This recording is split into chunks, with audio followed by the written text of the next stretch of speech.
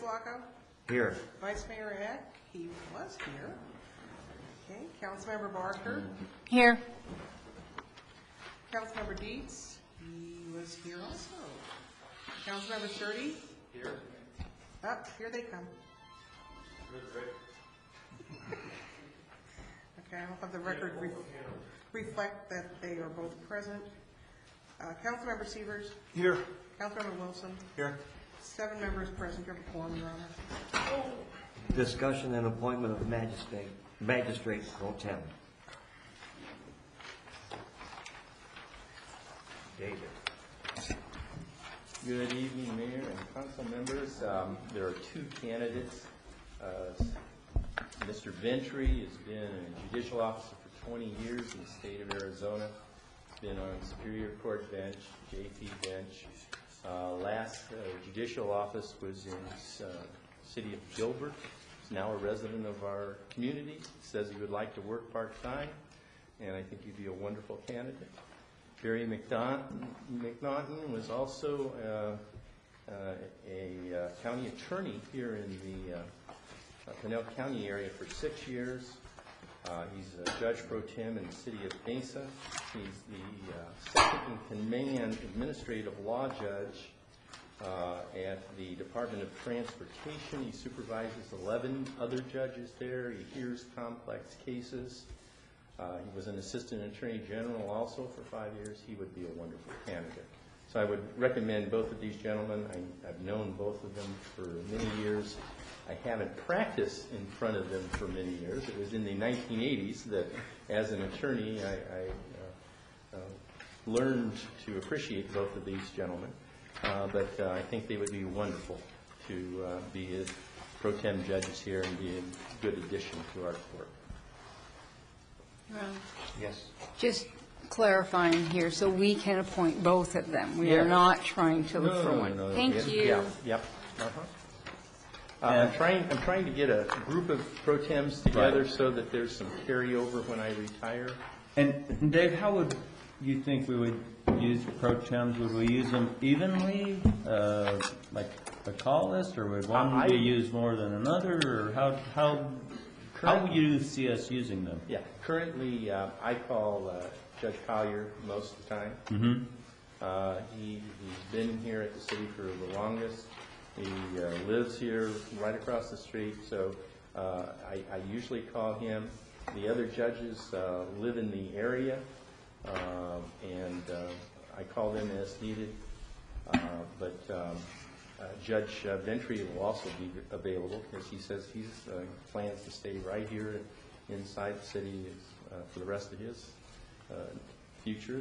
And you're saying we need them as soon as ASAP? Or? Yeah. Well, I'm trying to get a group of people together and appoint them for a 2-year term so that they sort of overlap other pro tem judges. You currently have 3 pro tem judges that will be retiring, so to speak, in 2009 unless you reappoint them. You appoint them for 2-year terms. So these gentlemen would be appointed for 2-year terms beginning now. So the new presiding judge could choose to use them or not use them. I mean, there's nothing here that requires that we call these folks in to serve. They're just available, and they're asking to serve. Anything else? Are the gentlemen here? They are Are they here? not. They are not. They are not. No. What? I'm sorry, Your Honor. Yes. Do they go through any type of a City of Apache Junction training? I do bring them in. I have a procedures manual that I go over with them and let them know what our fine schedule is and what our daily schedule is and what they would like to be called upon to perform. Judge Ventry, as I said, is a full-time judge for 3 years in Gilbert, so he knows the routine fairly well. Judge McNaughton has worked in Mesa now for 2 years, so he's familiar with the city court system also. Thank you very much. Anything else? Okay. Thanks, Dave. Thank you very much. Judge. Presentation and discussion with George Williams of Williams Aviation and Phoenix Mesa Gateway Airport. Brian? Okay, thank you. Good evening, members of the council. We've invited Jeremy from Williams and Associates, from our aviation consultant, to give us an update on some of the going-ons there at the Williams Phoenix Mesa Gateway. I want to make sure I have that. Is that right, Jeremy? I'm so used to calling Williams Gateway Airport. It's now Mesa Phoenix. Mesa Phoenix Gateway. So we'll turn the time over to Jeremy to get us up to speed on that. Phoenix, man. The new 2007 is difficult, isn't it? Mayor, Vice Mayor, council members, I'd like to thank you for having Mr. Armitage and myself here tonight. As you see, George Williams isn't here. He's actually in Dallas, Texas, working on overhauling this country's air traffic control training program, so we don't have a shortage of air traffic controllers. So tonight we're going to briefly talk about some of the major developments that have been going on at Phoenix Mesa Gateway Airport, and then also talk about some of the airplanes that you've probably been seeing flying over the city of Apache Junction, and that's what Mr. Armitage will focus on. So if you've taken a ride to or a drive through the Phoenix Mesa Gateway Airport, it's hard to get used to saying that. They need to go alphabetical. You probably see that there's quite a bit of construction going on, and most of what that is hangars. Those are close to the runways, and then of course further away, a lot of the school buildings are expanding. So as far as the airport goes, as you first enter the airport off of Ray, we have an Embraer executive jet service terminal going up, and basically what that is going to be is it's going to open in mid-2008, and the Embraer, it's going to focus on executive jet major maintenance, and that's the bottom left picture there. That's an Embraer jet. It's going to be 45,000 square feet, and also provide about 60 jobs to the area. Also going in is the Cessna Citation Service Center, and a Cessna Citation is there on the right. It's going to basically be the same thing, except for focusing on, of course, Cessna's planes. They're actually moving their entire facility from Long Beach, California, to Phoenix Mesa Gateway Airport. That's going to be a 100,000 square foot facility, and scheduled phasing is they're planning on moving their facilities over here beginning in the first quarter of 2009. Another major development at the airport is, of course, the master plan update. That's scheduled to be completed. It usually lasts about 18 months and started in April of last year, so it should be done about October. And we'll take a look at that in the next coming slides. And also, because there's been some success out there, they're needing to start charging for parking. You can see the parking lots out there, they're quite full. So, and that's actually going to be $5 per day, so pretty reasonable compared to Sky Harbor. The next slide we see is a slide pulled from the actual master plan update, the draft master plan update. And what this is the preferred alternative. So this is probably what the airport is going to look like. Probably in, it's hard to say. What this is it's a demand-based system. So what that means is once the demand is there, they will construct these structures. Up here, you can see this is where they're actually going to. Do you guys have video monitors there? Yes. Yeah, we do. Up here in this area, this is going to be eventually the new passenger terminal. And that is, of course, on the opposite side of the airport than what it is now. It's going to be closer to the Ellsworth Road. And so the east side of the airport will focus on passenger traffic, and the west side, this area here, will focus on cargo traffic. The preferred alternative also calls for a runway extension of this left runway to 12,000 feet, over 12,000 feet, 12,500, I believe. And also in this area here is where those hangars that I was talking about are located. This is the Cessna and also the Embraer. And then the school's hangars in this area here.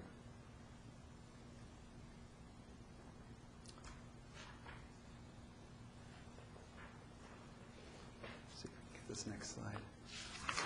So, like I said, that was going to be a demand-based system. Once the demand is there, that's when they're going to start construction. So who's going to help them get there? Well, it's, of course, struggling at this point. There's been 4 airlines that have attempted to provide service out of the airport. The first being Sky Value. Sky Value was traveling to Gary, Indiana, or Gary, Chicago area. Western Airlines also attempted to provide service. That was recently continued. They were flying to Bellingham, Washington. And Vision Air, who actually was there for quite some time, flying to North Las Vegas. I was going to say, what about Vegas? Yeah, they actually just discontinued their flights. So that leaves one, Allegiant Air. They're actually, their load factors, they're filling up their planes, but they're a very low-cost airline offering direct flights to 13 destinations. And it's such low cost that it's likely they're actually losing money at this point. If you go to the next slide, you see that Allegiant's routes and also the schedules. It's hard to see probably for the audience. They basically fly 3 to 4 flights a day, 4 to 5, and it's every day except for Tuesday. If you look at these schedules closely, you'll see that basically a jet will fly in, it'll unload, and then within 50 minutes you'll see there's a departure on that same day, except of course for the planes that are flying in at 8 or 9 o'clock at night. They're the ones that are leaving at 7 o'clock in the morning. So here you can see the destinations and also the current schedules. The aircraft that they're flying, they're rather old compared to some of the major airlines. We have the MD-82, the MD-83, which are basically the same plane, and the MD-87, all those McDonnell Douglas planes. The MD-82 and the 83 both carry 150 passengers, and the MD-87 there on the bottom is able to carry 130. They all, of course, are just coach class.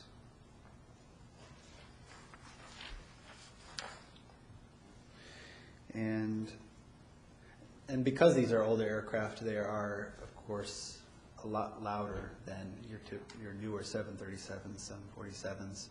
So that's, if you do hear them flying over, you can think that's probably a lot of it has to do with the older. Extremely loud. Yeah, exactly. If you're anywhere near the airport, you basically can't talk until the plane is quite a distance away. So now we'll invite Mr. Armitage up. He's going to talk about probably what you're really interested in is the flight paths of these aircraft. Mr. Mayor, Mr. Vice Mayor, council members, and ladies and gentlemen. My name is Bruce Armitage. I'm a retired air traffic controller, was an air traffic controller for over 31 years. I spent 14 years as an air traffic controller and a supervisor at Phoenix Approach Control. I spent 2 years as the manager of Falcon Tower in Mesa before I retired. And in 1969 and 70, during that period, I spent 6 months as a resident of Apache Junction. So I'm well qualified, right? Recently, I've made a trip to Phoenix Approach Control on behalf of the city to get some inside information on the problem that is going on over your city. When Williams Air Force Base closed, everything changed, as you already know. The airplanes that you saw that were going in and out of Sky Harbor, it's kind of like you saw them all the time. They were always in the same place, and it really wasn't much of a factor. But when Williams closed, of course, the traffic flows in and out of Phoenix changed, and with the increase of air traffic at, I'm going to call it the old Williams Air Force Base because I can never remember the new name, that all changed. So now you're seeing airplanes in different places. They're doing different things. I know it's a concern to you, so I went out there, did some evaluation, and this is what I brought back for you. These pictures are enhanced through you'll see it says PDARS in the bottom, and that's Performance Data Analysis and Reporting System. It's used to monitor, measure, analyze, and graphically display air traffic operations. So the routes that you're seeing on here are for a 24-hour period. The routes in red are departures, and the routes in green are arrivals. Unfortunately for the people in the audience, it's kind of difficult to see some of those routes. They're kind of light, but I'm going to give you another graphic here shortly that'll give it to you a little bit better. As you can see, let me see if I can use this. For reference, this is the old Williams. This is Falcon Field. Sky Harbor lies right over here on the west side here, and of course you've got your mountains. And this is basically what is on this chart is called a sectional chart that's used by pilots and by controllers, and it outlines basically where your city is. So I had this line graphically drawn on here, and I'm going to show you in a moment on the next slide what this particular line represents. When Phoenix is in a west configuration, that means they're departing and arriving to the west. What happens is the departures that come off, and I should state right up front that the primary runway, as it appears to me, at Gateway is runway 30, which means they take off to the northwest probably the majority of the time. Their standard procedure is to depart climbing to 4,000, and they make a right turn heading 090. And the whole reason for that is primarily to keep them away from the Phoenix traffic. When Phoenix is on a west configuration, that means they're landing to the west. These departures that are coming off a Gateway are restricted below that traffic. This line represents a portion of the airspace that belongs, west of that line, belongs to the controller working the final approach segment of the approach into Phoenix when Phoenix is landing to the west. So when the departures come off, they make a climbing right turn to 4,000, heading 090, and they're restricted to 4,000. That's part of the problem, because here now you have these air carriers that are restricted below. They have to sit down there and wait until they pass this line. Once they pass that line, by that time, all the coordination has been affected by the departure controller that's working this aircraft, and he's handed off to an arrival. It's called a north arrival position because it works the north arrivals into Phoenix. And he gets handed off, and they start that right climbing turn. That's where you hear your noise when they're coming. They're accelerating. They're putting the power to the aircraft, and they're trying to get up, threaded through the arrivals that are coming into Sky Harbor from the northeast. And then all those aircraft, as you can see by the red lines, some of the red lines come out and make a right turn. Some go northwest, some go straight north, and some go northeast. Those aircraft are being vectored onto their filed flight plan course. Now, switching your thinking here a little bit, when Phoenix is in a east configuration, well, actually, let me go to the next slide, Jeremy. Here's this line that I spoke to you about. This is that line right down through here. And this final controller, here's Sky Harbor right here. This final controller here owns this airspace right through here up to 4,000. Or I'm sorry, up to 5,000. So when this aircraft comes around the corner, he's restricted at 4 because this finals guy owns this airspace up to at 5,000 and above. Not all the way above, but altitudes above 5,000.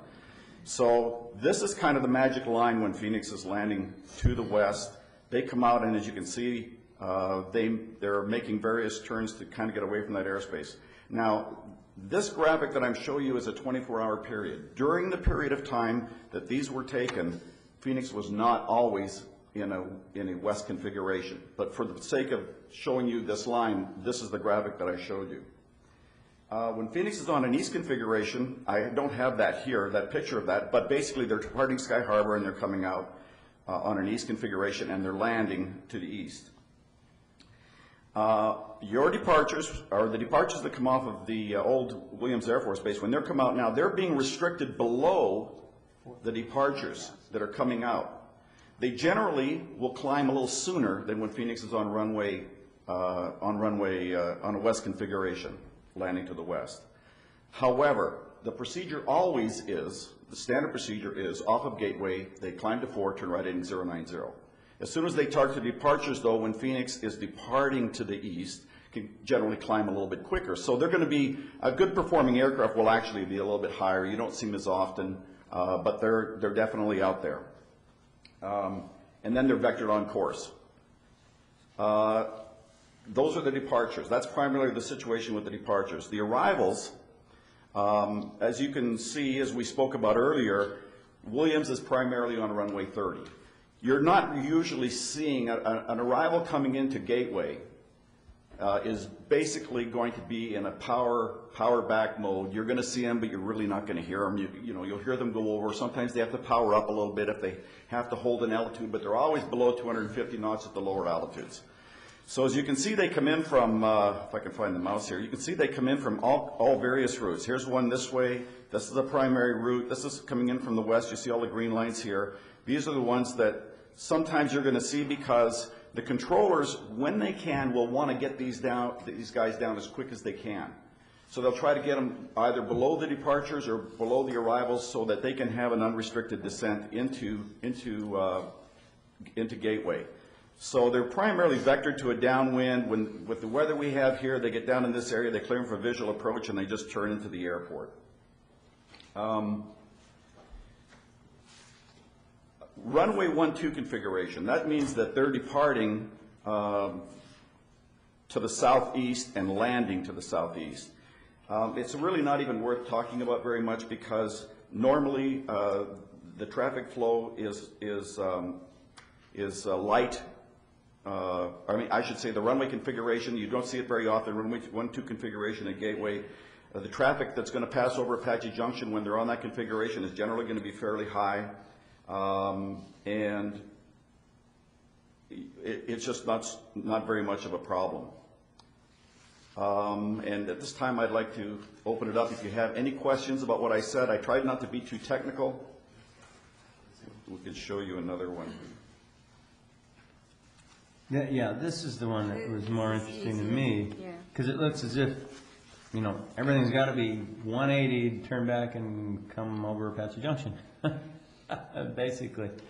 And the reason they can't go out further west and then north is too much interference with Sky Harbor? Yes, it's the traffic flows at Gateway are depicted or are determined by what the Phoenix traffic is doing. Everything operates around that primary flow of traffic in and out of Sky Harbor. Yeah, it looks like we get about half of it going out. And the other problem is the mountains, of course. Departures take off out of here. If they could just continue climbing east for a while, it would resolve a lot of the problems. But generally speaking, and the cost of fuel, they're wanting to make a left turn and head on course as soon as they can too. So that does create a bit of a problem. I think that you're going to see, likely see an increase of activity. Hopefully with the restrictions that they're ultimately putting on aircraft, the aircraft will ultimately be quieter.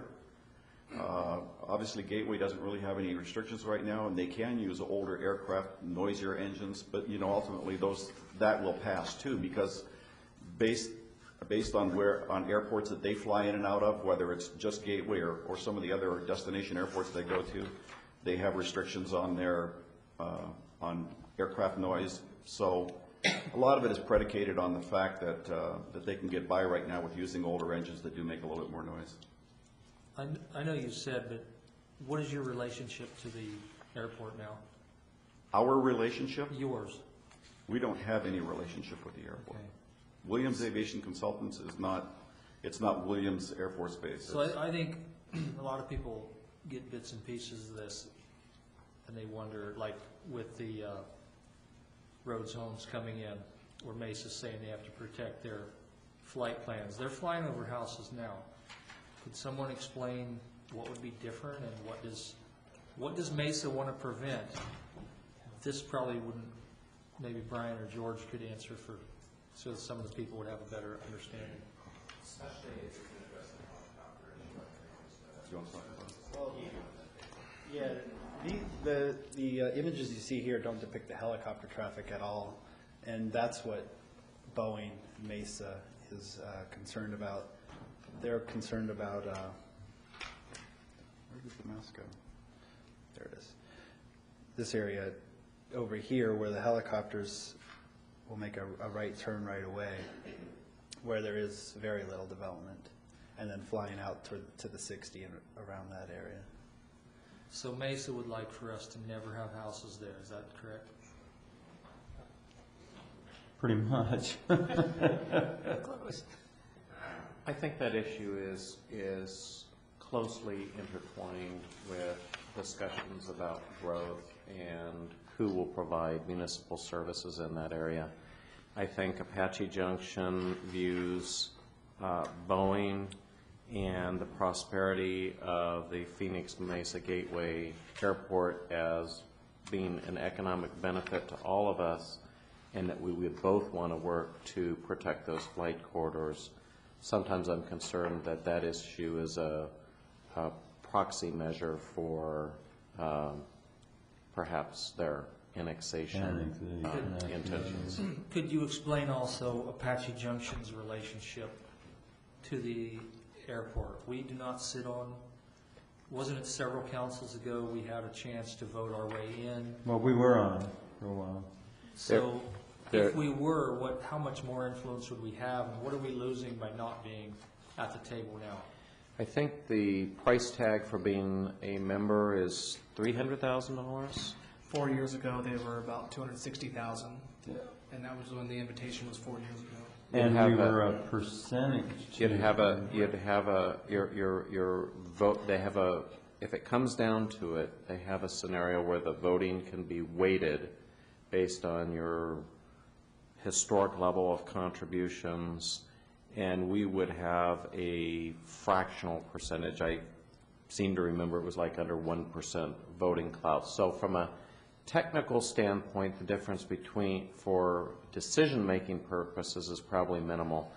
We do have regular representation both from our consultants and from the city manager's office staff at the board meetings. But of course, as you know, a lot of things happen other than just at the board meetings. But I think that being a participant in the authority is a good idea. I think the biggest challenge for us has always been only budgetary. And ultimately, I mean, I think the success of the airport could result in the recoupment of those expenditures. I think you have to view that as being, you know, 15, 20, 25-year investment, but certainly the municipality will be here, that kind of time frame. I think it's a worthy investment. It's just, it's been a budgetary challenge, and it will be that much more so this upcoming fiscal year. So years ago, we didn't need to spend the money, but coming up in the future, perhaps we would. Or else we will have no say-so at all, and the other cities can have their way with us. I'm a strong believer in the importance of being at the table. And tourism-wise, this is where this would help us? Because I looked at those cities. There's no cities I would ever want to go to now. Why, you know, I don't know why they're flying. That will change over, you know, we can go, the places we want to go is Southern California, Las Vegas. Yeah, That'll being never on the happen. board wouldn't have any influence on that, if that's what you're wondering. All of this is determined by what airports are possibly paying for these airlines advertisements. The reason that the destinations are places you don't want to go is because the landing fees are very cheap, perhaps they're being waived. And also, the way they're choosing is they're giving surveys out to hundreds of people and trying to see where they want to go, and then finding the closest airport that allow airlines to fly there basically for free. If you want to go to San Diego, well, I think one of these was going to San Diego, but some of the larger airports in the metropolitan area, you're not going to find this business model working because they're working on Sacramento, and they go into Stockton. exactly, You know. exactly. Yeah. The one Sky Value was marketing it as Chicago, but it was really Gary. So, Southwest went through the same thing. They didn't go to Dallas-Fort Worth, they went to Love Field.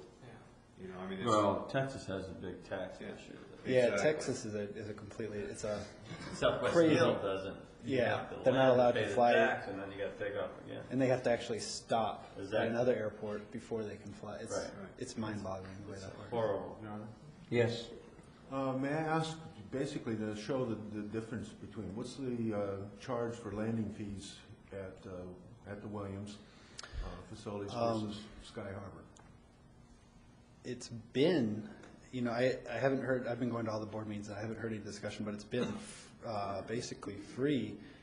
But this is going to change because they do have a successful airline that's showing some success. So, one, they're going to start charging passenger facility charges. I think once you get over 100,000 passengers, you're allowed to do that. So you're going to see these fees starting to add up now, and the tickets going up, maybe $10 per ticket. I don't know if that answered the question. Yes.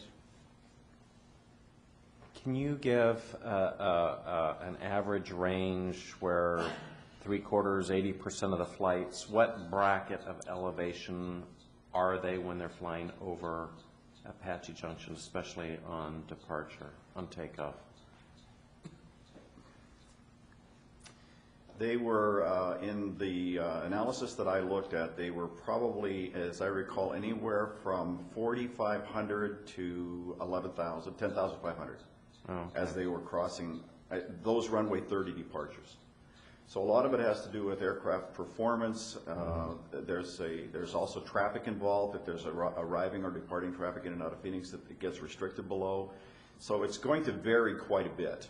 And you're going to see traffic. Well, as you can see how spread out those departures are, those red lines through Apache Junction. So the noise is going to be pretty much spread out throughout the entire community. It won't be just one area. So I guess that's probably, if there's a bright side to the whole thing, that might be it. And a lot of the arrivals coming in from the north are also fairly limited. So and again, those are generally, you're talking about a power or limited power on the arrival, restricted on the speed. So they're just, you see them, but you don't really hear a lot of noise. Because of the functional relationship with Phoenix, it's unlikely that these planes then would ever get much lower over Apache Junction. No, I can't know. I'm sure they wouldn't be any lower. If anything, what you might see would be an improved procedure that would cause them to be a little bit higher, because believe me, the controllers want them up and out. So they do what they can, and it'll just take a good idea from somebody over there, and somebody will come up with something, and you'll probably, I mean, as a controller, I look at this and I say, you know, I can see things that they could do down the road that perhaps they're not doing now that would expedite those climbs. And again, in the future, you're going to see aircraft with more noise, more quiet engines, because the old engines are being phased out. So things are getting quieter everywhere, and hopefully that'll be part of the solution to the aircraft that you're hearing and seeing now. Are there flight restrictions over the Superstitions in terms of it being a wilderness area, or? No. That's not relevant? No, just the terrain is the only restriction. I'm curious, you go back, you say Williams Air Force Base, that's what I go back to. How did they fly out then? I mean, it seems like the configuration of it is just completely wrong with Sky Harbor. Well, there was a boundary. Did they fly out to the east then? Yeah, the old, they called them MOA, Military Operating Area Boundary. Yeah. Was, it kind of, let me see if I can remember here. It kind of ran kind of like this way, and the T-38s would come off and they'd climb out straight northeast like this. You hardly so ever. they did still make the turn, huh? Well, they were on an unrestricted climb. They didn't have, at that time, the finals airspace boundary was way over here. Because if you'll follow along, the old MOA boundary was kind of down like this, and it came down and rotated southeast here. And you had the T-37 traffic that worked south of the airport, and the T-38 traffic that worked north and northeast of the airport. So when those guys took off, they were unrestricted climb. They were hauling buns out to the operating areas. And Oh, yeah. Yeah, you remember that. Oh, yeah. That's when I was in Saw control one there. go down one time in Kearney. Yeah, yeah. This is strictly commercial traffic. There's no small planes or small commuter airplanes. Private These, planes. no, these are all of the IFR airplanes that were tracked on that particular day that were in the system. It doesn't show any VFR or visual flight rules aircraft, just the instrument flight rules aircraft. But there is private planes. Yes, there are, and there are. I don't have it with me, but I have it back here. There was a day that I did a run. I was actually looking at the arrival that comes in from north of Scottsdale. That's primarily where if an aircraft is coming in from the north or northwest, they primarily route those aircraft straight south into Phoenix from over Scottsdale. From Scottsdale, they turn them southeast and vector them towards Gateway. I did a run on that, and there was about, I would say at least a third of them were not like Reliant or any of those guys. They were just Learjets or air taxis or just some military aircraft were in that mix. So yeah, there are other aircraft that are Using that airport? Absolutely. How about your small private planes, you know, your 172s, and they still landing there? Oh, absolutely, yes, they are.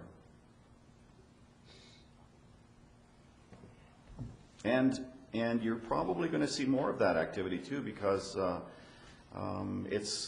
Gateway is kind of an area off by itself, and private pilots like that. Oh, sure. They like to be able to not have to deal with, like they can fly. I'm not positive, but I'm pretty sure they can fly into Gateway and never even talk to a radar controller. They can just come in from the east, drop right in there. Actually, they could probably come from the west too. They just have to fly quite a bit lower. But Yeah, because years ago when that was Williams Air Force Base, I had to fly into Falcon, and this would have been sweeter. But yeah. anything else? Thanks for having us. Thank you very much. You're very welcome. Presentation, discussion on Silly Mountain Park Master Plan. I know who this is. Parks dude. Parks dude. I've been called worse. Yeah. Good evening, Your Honor, members of the council. Over the past 6 months, staff, in cooperation with the Parks Commission, has been working on the creation of a master plan for a 200-acre park site at Silly Mountain. Tonight, I'll start off by providing a little background, and then I'm going to turn it over to Dean Chambers, our design consultant. He's going to walk you through the proposed plan. In the year 2000, the City Council authorized staff to submit a lease application to the Bureau of Land Management for 200 acres at Silly Mountain. In 2006, the BLM approved a 25-year lease arrangement. Turnaround time was not real fast, federal government. In our current budget, the City Council, this City Council allocated funding to create a master plan to guide future development of this recreational resource. Recognizing this property's unique character and a desire to be sensitive to the surrounding neighborhood, we embarked on a fairly significant public participation process last fall. A series of 5 public meetings were conducted over several months to bring us to this point tonight. I'd like to thank the Parks Commission for the excellent work on the plan. The Commission at their last meeting voted unanimously to recommend this plan for your approval. Providing all goes well tonight, I anticipate placing this on your April 15th agenda for final consideration. I should also publicly thank Superstition Area Land Trust, SALT, for their huge volunteer effort in assisting us with trail safety and aesthetics issues while we undertook this planning effort. With that, I'll introduce Mr. Dean Chambers from J2 Engineering, our design consultant. Thank you, Jeff. Yeah. I can get out of here.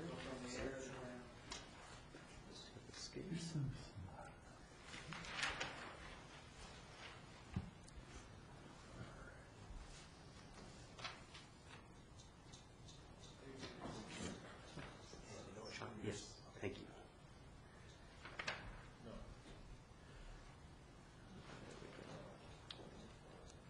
Oops. that is not me. No, I, There we go. All right. success. Go back to the beginning. I'm going to go through it this way so I can zoom in. Thank you, Honorable Mayor and Council. Glad to be here. As Jeff said, we went through a public input process and worked with the Parks Board in developing this plan. And I'll just start off with the site as it is today. Actually, it's slightly different. There are a few trails out there now that SALT has built. But to orient you, US 60 in the lower left of the site, 32nd, 34th, and 36th Street, Mountain View on the west edge, Silly Mountain Road, and then Silly Mountain Peak in this area. And probably the most recognizable part of the landmark is the scar running up the face of Silly Mountain, the west side. And then baseline road alignment is the south edge of our property.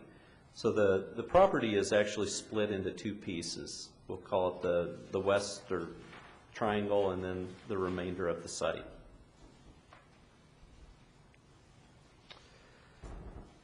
As we looked at the site, we did some analysis on just what are the existing conditions and what's the lay of the land. And a few things to point out are the ADOT has some future right-of-way or future freeway planning along the west edge of the site. It's just a corridor on a plan right now. That is all that's published. You all are probably more aware of it than we are. The Sandy Smith Freeway. The power line cuts through the site on paralleling the US 60. There are a couple of larger wash areas that cut through the site. These darker green areas. This lighter yellow is sort of the flatter lands. And then as we move up, this is the 5% slope line. So between 5 and 10% slope, this lighter green, and then 10% and above. We felt that was a very important number. 10% slope is typically where we don't, most communities do not develop above 10% or have severe restrictions. Oops, let me go back one, and this is where I wanted to zoom in. Through the public input process, we had some, there we go. Input in 3 different meetings and from some questionnaires, handouts. And we broke this down in 3 areas. The priorities, the highest priorities by a long shot were trails, several times over. Keeping native plants, keep it simple and natural, and the scenic views, not only of the site, but from the site to the superstitions. The mid-level priorities were restrooms, trailheads, equestrian facilities. Day use only was a high request, shade trees, a dog park, restore the disturbed landscape, on and on. The active uses fell lower. Ball fields and soccer fell down in the requests, and then the lower were the even more active uses. And that's a list of everything that people brought up during the meetings, each of those. So all the way down to the very bottom was a BMX park, and that was the absolute lowest priority. So with that, we looked at a couple of alternatives. Zoom back. Did you say that the botanical gardens was the low priority? It was right at the top of the low priority, a desert garden. In going through, we looked at a couple of main alternatives on the predominance of the site, the east side, and those were really driven by a single main access road off of Mountain View or retaining the Silly Mountain access. along Silly Mountain Road. And the majority of the input came back, it would be preferred to have that single access to make it an experience to come into the park and not keep Silly Mountain Road open. We also explored alternatives on the west side, and most of those were active uses. And what was decided with all of the planning that's going on with Rhodes Homes and the freeway and all of that, it was decided just to wait until those things solidify. There's just too much going on. There's really no access. There's only a right in, right out into this site. So the west side, we said, that just is put on the table for a while until transportation and land use planning happens in that area. So we focused on this east side. And one of the things I want to point out here, let me zoom out just a little farther so you see the entire site, is if you remember that 5 to 10% line area, we do not encroach past that line. We stayed low on down in the flatlands for development, and the only development to the east are trails. And if you can see, the dotted trails are actually the trails now that have been built by the Superstition Area Land Trust, and volunteers have built all of these trails back in here, and it's 4.5 miles of trail have been built. And Jeff was telling me just this week the signs went up for keeping people off of the scar, and that restoration process is starting. So to zoom in a little bit here, Oh, that looks good. let me just come back out. We concentrated on this mid area of the site, the flatter part of the site, and the progression would be the entry point is here off of Mountain View, south of 32nd. It's a divided road into the first main intersection, and then it's just simply a little 2-lane, 24-foot wide asphalt road coming all the way back in.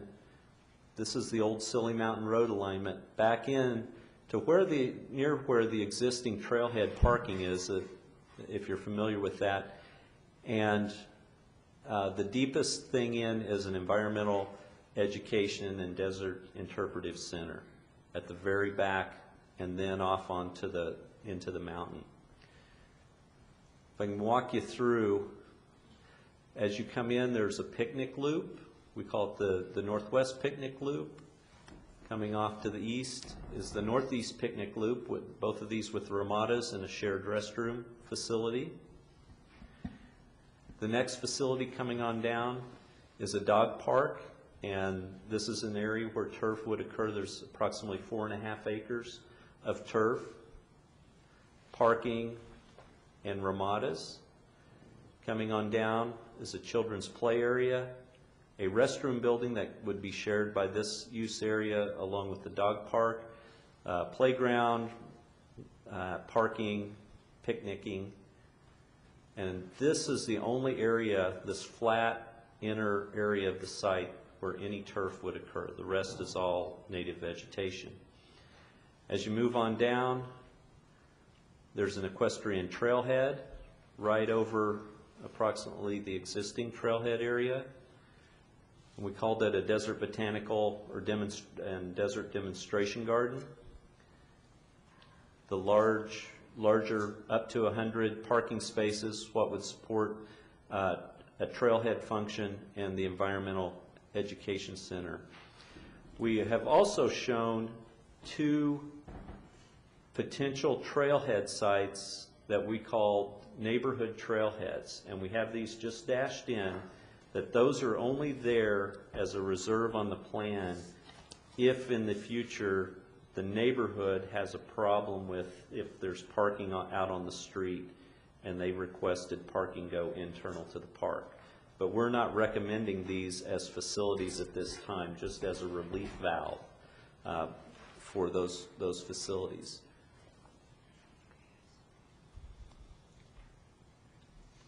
Can I ask you a question? Yes, before I go please. further? The dog park, maybe a stupid question, is that going to be fenced off or what? Yes, Yeah. it would be fenced. We show it in 3 cells. We found that it's a little bit like crop rotation. You need to rest the grass and the soil to get it to come back because of the dogs cause quite a bit of compaction. Just like golfing, huh? Yes. And so we have those at an acre to acre and a half, a little over acre and a half for each cell, so you could rotate those. Are they lighted? We do have lighting. Because one of the things I saw there was day use only, and I'd have to very much disagree with that. We live in the desert. I'm not going to run my dog after April or May unless it's at night. I don't have an exhibit, but how we costed out the project, I'll quickly describe. Let me go back one here. I didn't mean to disturb you, I was just curious. No, please ask questions. How we see the area lighted is that we would need a couple of lights up near the entry, just so you can see the gate when the gate's closed in off hours. We are recommending nothing higher than a 16-foot high light on a pole. Yeah. I think you have 20 or 18 or 20 out here in the parking lot. I'm sure you're probably Downlighting, dark sky. Absolutely, yeah. I could see that, but So we're saying 16 feet, that keeps it below a desert tree line. A couple of lights right at the entry. At each of these intersections where there would need to be gates just for control, a light, again 16 foot, but we're not recommending any lighting in these picnic loops. We'd recommend those shut down at night. The dog park, we are recommending that be lighted, but again with 16-foot high lights maximum. The pavilions should have lighting inside them. The pavilions. I mean, people are going to The want to Ramadas picnic at nighttime. in the areas that are lighted, we did have in the cost lighting for those. So in the dog park area, the Ramadas would be lighted. Also in the children's play area, and of course the parking lot would be lighted. Moving into the children's play area, again, 16-foot high maximum light for the site and the parking, and lights under the Ramada, and of course light on the restroom building. And then coming down into the equestrian area, a light at the gate, again, just so somebody won't turn into it, lights under the Ramadas, and we had just a few lights around the trailhead, a very, very low foot candle level. And then as we moved into the Environmental Ed Center, we were putting a 10-foot, is that correct, Kurt? 10-foot high maximum lights in the parking lot because it's coming up slightly, and just felt that should be even a little more sensitive in being the largest parking area. We're not recommending lighting the Desert Botanical Garden area or these picnic loops, that those would be day use only in this recommendation. So I have questions might be more for Nick and Jeff. When would these lights go out? Would that be a Parks and Rec decision? They wouldn't stay on all night. I know when the Little League people, all of these people that don't live in town were freaking out about lights. Would there be a curfew for even 16-foot lights? Would they go off at 10 o'clock, 9 o'clock? Who would set that? Parks and Rec? Yes, we have the ability through the city code to establish park operating hours. And typically right now it's 10:30 closing time. At the skate park we close a little earlier to make sure the kids get home for curfew. So then if you went through here at 11 o'clock, you would see very few lights at all? Yes. Just enough to barely Security type navigate. lighting. So to put it might be locked at 11 o'clock, maybe. So just to put everyone at ease, it's not going to be lit up. We're not lighting up the mountain. No, heck no. We're not even putting lights at the Ramadas, which I kind of agree. I'd like to go out picnic, and we live in the desert. I guess I would go up to Prospector because I think you can see from the ball fields. You can see better the lighting if you want to have a barbecue or picnic Well, later. the reason I'm bringing this up is a lot of people aren't I went to several of these meetings. A lot of people that are just casual listeners, they think we're going to light up Silly Mountain. Right. And we're not. So a lot of people are watching this on the internet and on TV. So we're not going to light the mountain. No. Very low lights. Very and low not up level the lights. mountain. But they need to be lit up like Prospector Park at nighttime as well. Of course, we won't have anything like Prospector with the high Not with the sports field softball lights. field, no. Right. And I'm not sure of the parking lot lights. They're probably a little bit taller at Prospector than what we're recommending. 16 foot, we're trying to keep those as low as possible and still be able to light it efficiently. That's kind of a magic number to try and work with in areas like the dog area and the children's area and parking lots. The cost just goes up as you lower the pole heights. You have to add more poles, add more light sources. Just as a point of reference, the closest home to any lighting would be over here, and it would be to this Ramada and this parking area, and that's about 650 feet away from any lights that we're recommending. We're not recommending lighting along the park road. We're recommending this to be a fairly low level, just light the activity areas as needed. So even if we lighted up the other Ramada areas, it would be more than 600 feet away from any home. Right. We're probably over 700. I'd like to see all the Ramada areas lit up.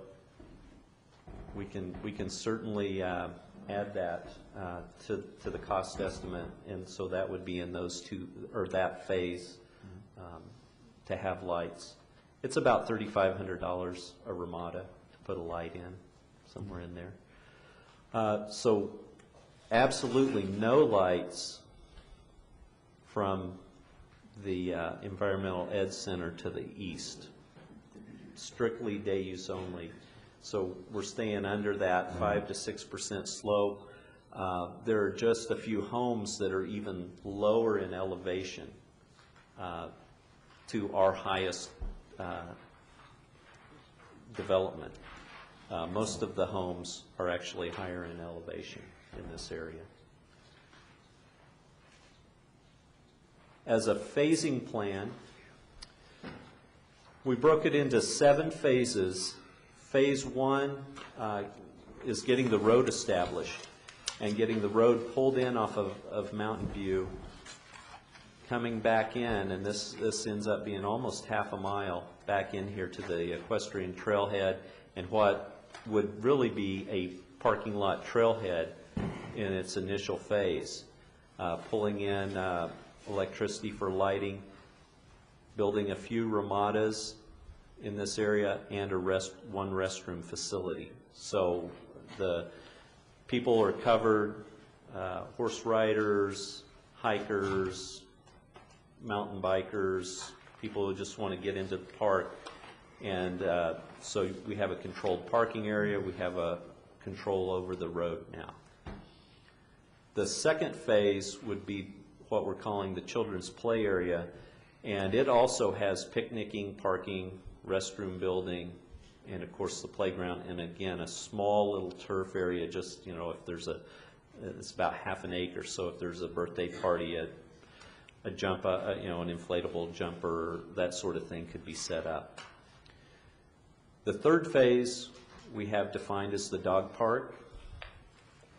The fourth is the picnic loop, and by the time we build this picnic loop, we've been trying to work with fire loops and that sort of thing on the water service. It doesn't look like much of a phase, but we would have to build a water line loop. So these first 4 phases end up very close to the same cost. Phase 5 would be the demonstration botanical garden. Phase 6 would be the Environmental Education Desert Interpretive Center, and then Phase 7 would be a paved path paralleling US 60. Oops. I have another question for Yes. for Jeff and Nick. Would this entire thing be fenced? so that it would keep homeless, vagrant people out from going in there to sleep at night. What about if someone wants to go for a hike or a trail ride at dawn on a Sunday morning? Would they have access to the trails then, or how will that work if the entire thing's fenced? We have park attendants that work weekends and open up our facilities at dawn. Okay. Yes. Oh, I was looking at these, and I see these gray number ones around Yes. on the outside. Are those crossovers? Where you Yes, walk? they are. Those are walk-in, ride-in locations, so if you're in the neighborhood and you want to come to the park, you could walk in, ride in, so a step over for a horse. That sort of entry into the park. They should color that red color. Yes, they should be red, not gray. But that's really just that fence entry there. Thank you.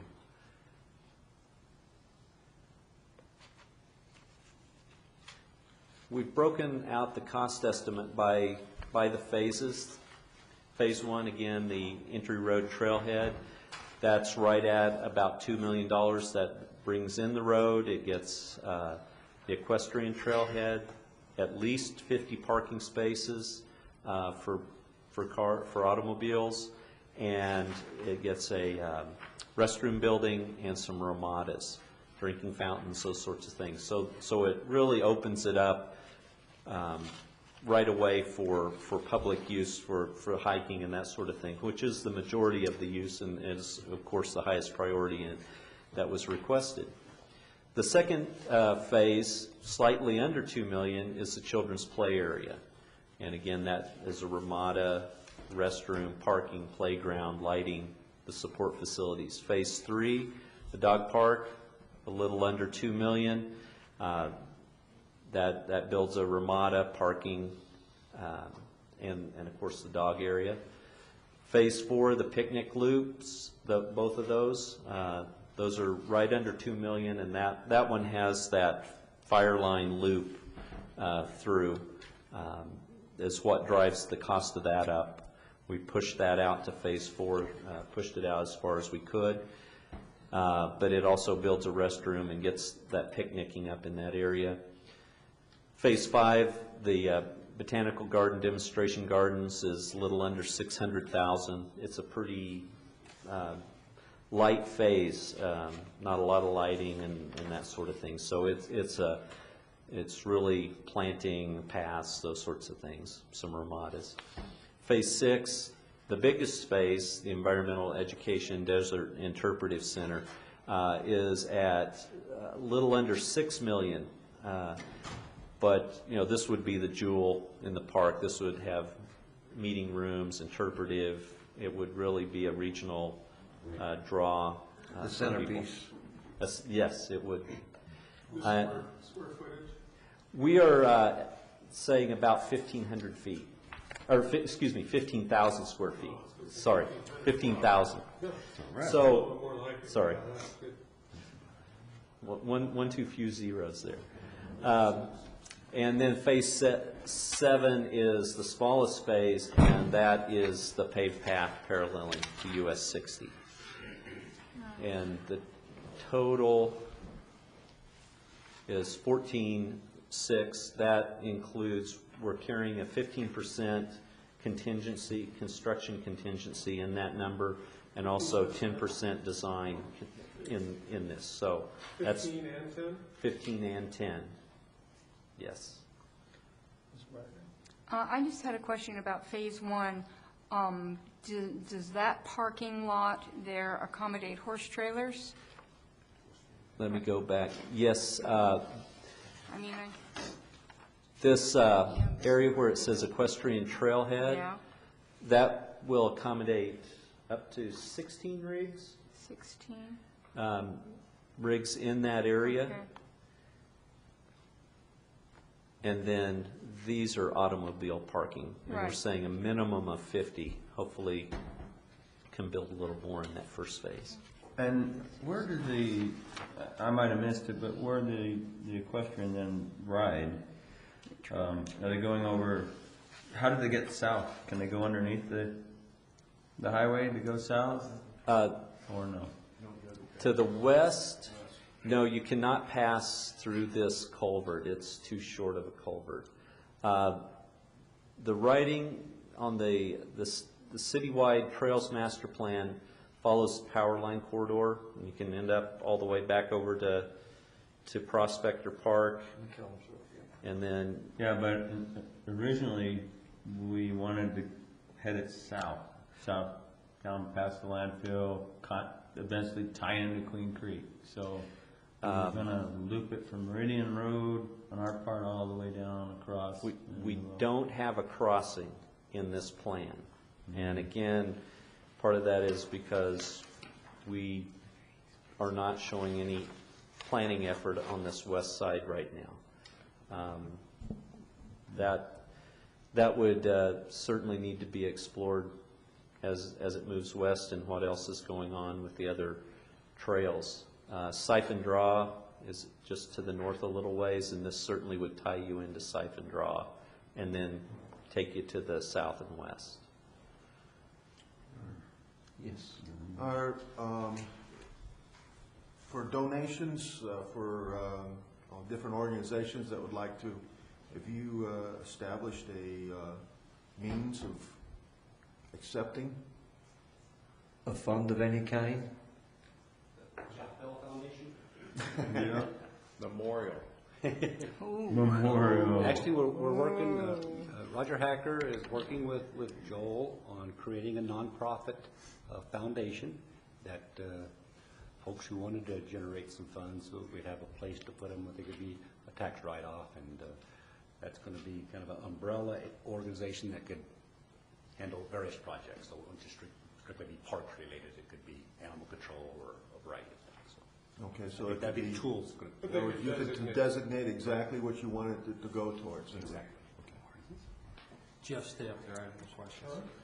These trails here that kind of go off to the edge, what is this land here, and how do those people, if they leave, how do they get back? Shouldn't this loop down around here? I know Salt Ridges. Yeah, there are some loops down there that do come back and bring it back to the initial trailhead. So you would actually leave the park and then have to come back into the park from over there? Well, there's some that are inside the park boundaries that loop around and will bring you back. I'm seeing two here that run off the edge and they don't come back. That's right, and they go down, that's state land, it's part of the Rhodes home planning effort. So it will be fenced, but they'll have the crossovers? We're hoping that Rhodes will work with us on okay. tying their land use into our land. I think that was part of the deal with roads as far as interconnecting our trail systems to where it ties in all the way throughout. My other question is, a lot of people like to ride with dogs. If there won't be dogs in the trails with the horsemen, correct? This would be dogs at large? No, dogs are permitted on leash. But they're attended. They're attended, that's right. They're not on private property. Well, that hasn't passed yet. Right, okay. It's very true, a lot of people ride with their dogs. Councilman Sievers? Yeah, I had a question for you about the priority list. Yes. And I'm kind of wondering how I missed this. If you could go back to that for a second? Yes. I was looking at the low priorities. There was the botanical gardens, and the medium priorities was the fields. The ball fields. How did the botanical gardens get in there when the ball fields was a higher priority? I thought Little League field was more of a priority than we really needed. A couple comments. First of all, our youth sports organizations approached us about the triangle piece on the southwest portion of the property. After we laid out some options for them, they couldn't get the number of facilities in there, the number of fields, because of the wash and because of the configuration of that triangle. And so they really backed off. Besides hearing the neighborhoods, the neighbors complain about lighting and all that. So they really backed off. And so in our mind, we didn't think sports field was a good fit out there. either.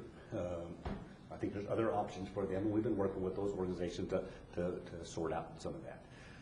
The botanical gardens, actually we've had, even since the new trail systems have been developed, we've had a lot of people say, it's real nice, we wish you had some flatter areas to go hiking, so we don't have to go up the mountain. And so our thoughts were to create some type of a botanical garden, flat area so people could hike, an accessible trail maybe for the disabled, that type of a setup. So it really got changed from a flat level hiking area. That's might as well incorporates an arboretum effect to it and work with. I see that being a great opportunity to work with volunteer groups to develop that, that particular site. Are we Salt, looking, as an example. Especially if you bring an ADA type. are we looking at other areas for ball fields right now? Do we have any other sites in mind? The first thing that we've identified in the Long Range Parks Master Plan is working with the school district on some of their existing fields that aren't lit and see if we can work with them and light those and make those available for community use, evening hours in the summer months. So, as you know, the schools struggle a little bit right now with their budget too. So that's the first effort. The second thing, we're looking at Siphon Draw Regional Park down in the southwestern portion of our community, working with McFlood right now and City of Mesa, a variety of people at the table there, a huge retention basin that could accommodate 8 field sports complex down there. Nice. Okay, thank you. Anybody else have any, The horses they're allowed to ride on all the trails on the mountain. That's why the parking's here. Yes. I was under the assumption, in speaking with a couple of the folks working on the trails, and just pedestrian zone. Only limitation is motorized vehicles. Thank you. Yes. Which way? We were talking, closing it off. Of course, during the middle of the summertime, one of the things that is, I want to say, very enjoyable by a lot of people as well as equestrians is to do, I'm going to say, the full moon hike or ride. Now, I understand the park will be closed off after a certain time, but would it be available to, in that period of time, to be open? Otherwise, you're going to have parking along the side and Mountain View possibility? Are you thinking, Councilman, individuals would like to do that? Maybe a group would plan a midnight or a moonlight hike? Well, I know individuals do it, but I also know of groups doing it as well. Well, certainly groups could arrange for the gates to be opened through us and special arrangements like that. The individual, we have to think about overall park security and that type of thing. So, but I don't see any problem for groups to arrange those type of outings.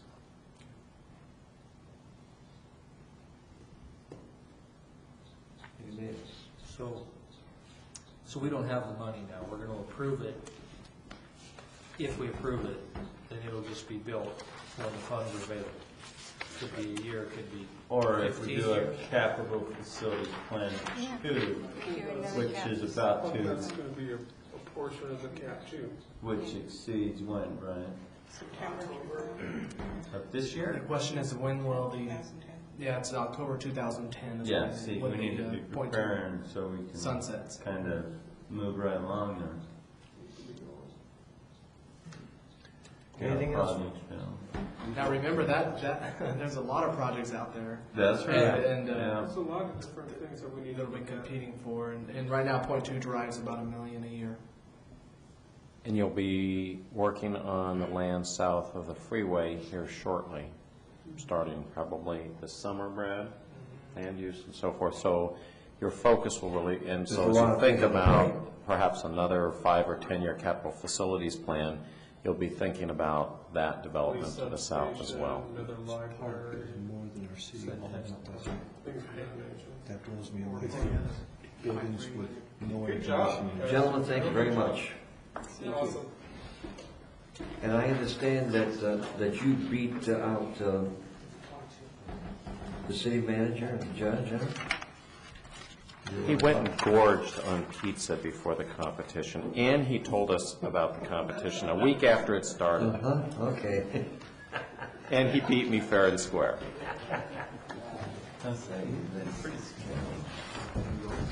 Presentation and discussion on parking of big rigs.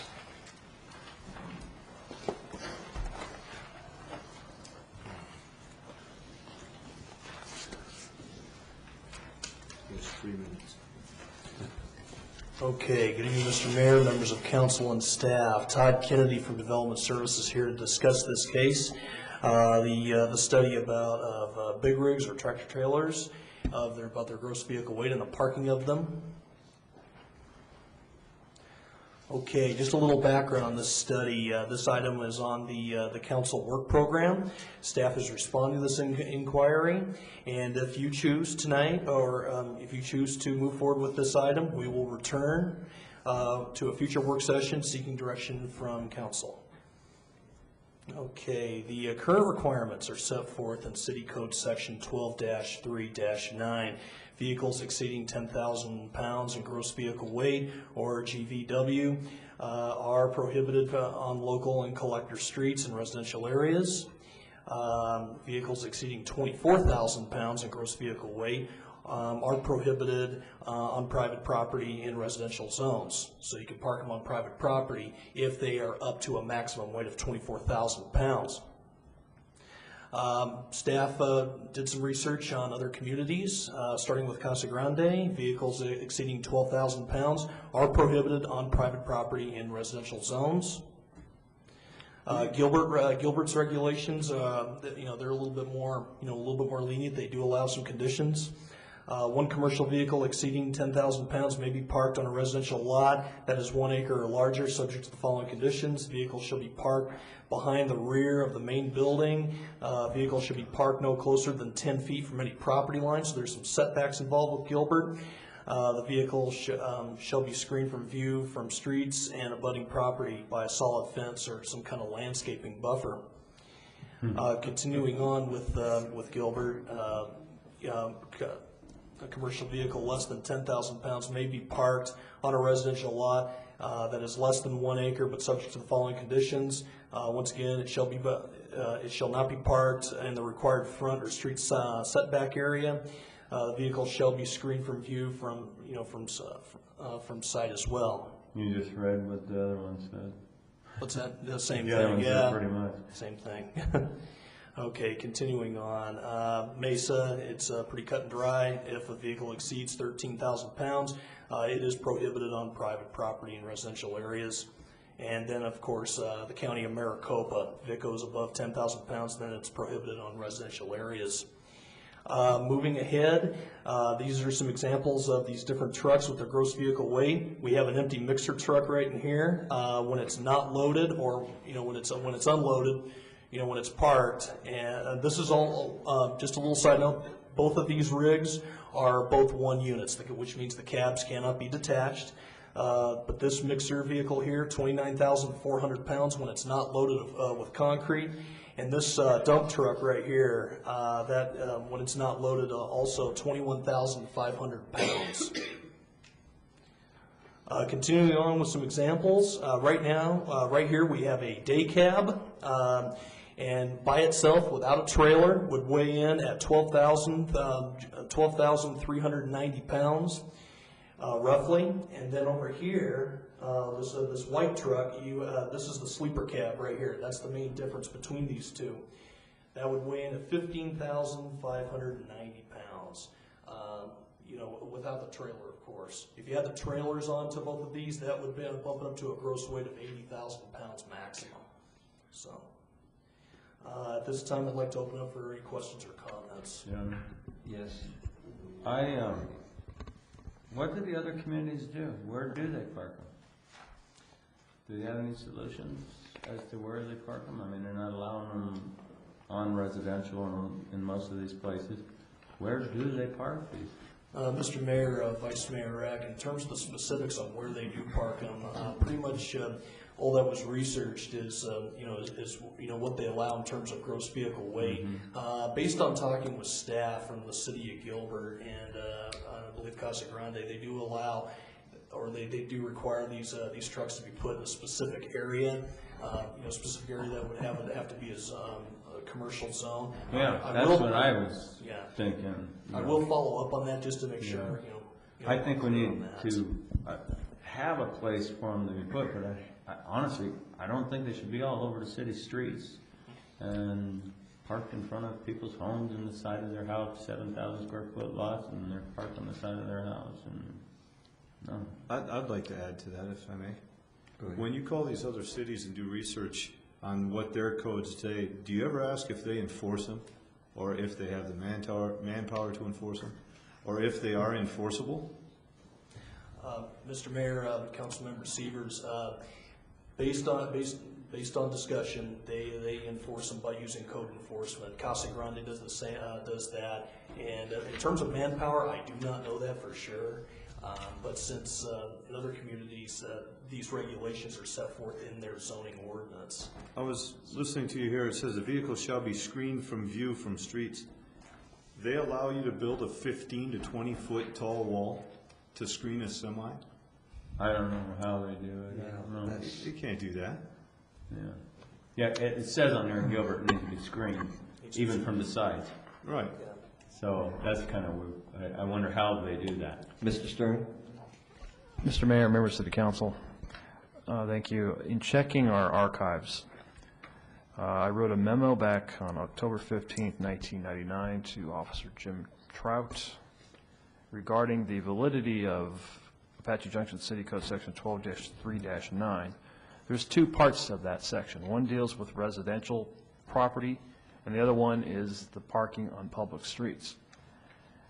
Before I came here, there was a case called State versus Core Review, and that case was in the city municipal court. Judge Alex Harris was involved in that case.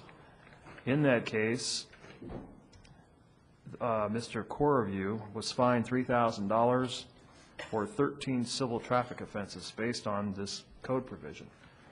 And I believe it involved the residential property portion. Probably on 16th Avenue.